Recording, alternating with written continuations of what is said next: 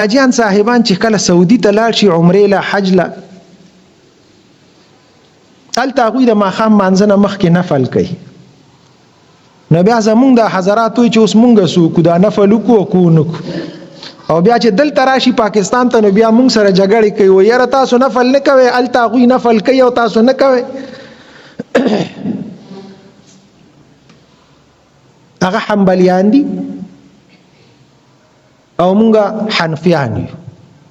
مونږه د امام ابو حنیفه رحمه الله په مذهب باندې مونږ څوک منې کوو نه اوکه که وخت دی ده سره خو زمونږ احناف دا وی امام ابو حنیفه وی چې دا وخت چې دی د ماښام نو دا مختصر دی بس د ماښام مانځه نه مخکې یو مونځ مه کوه بس مونځ وکړه د هغې نه وروستو بیا نفلونه کوه.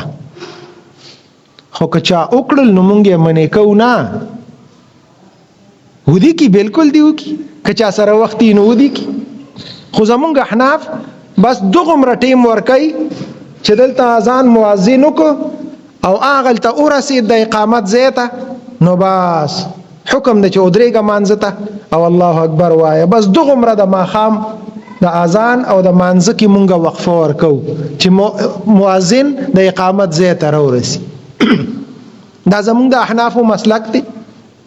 مونږ وایو دا وخت لنډ تنګ دی د دې وجې نه نفل مه کوئ.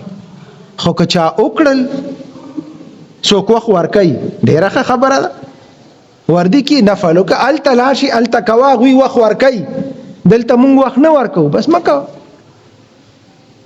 نو نه کولې څه جرم نه دی او کولې هم څه جرم نه دی نفل دی سنت زواید دی نفل دی که چا وکړل الله به اجر ورکړي که چا ونه کړل خو زمونږ احناف وایي چې د ماښام وخت لنډ تنګ دی د دې وجې نه زیات په دغې باندې وخت مه ضایع کوئ فرض وکړه بیا د هغې نه وروستو چې دی نو نفل کوه. نو څه جرم نه دی که چا وکړل نو خیر دی. جګړې پې نه دي په کار بعضې علاقو کې حاجیان صاحبان هلته کتلي نو بیا دلته پې خلکو سره جګړې کوي و یاره خامخا دا کوئ او ټیم ورکوي وله نه ضروري نه ده چې خامخا ټیم ورکوي. الله دې موږ ټولو له عمل کولو توفیق راکړي. الله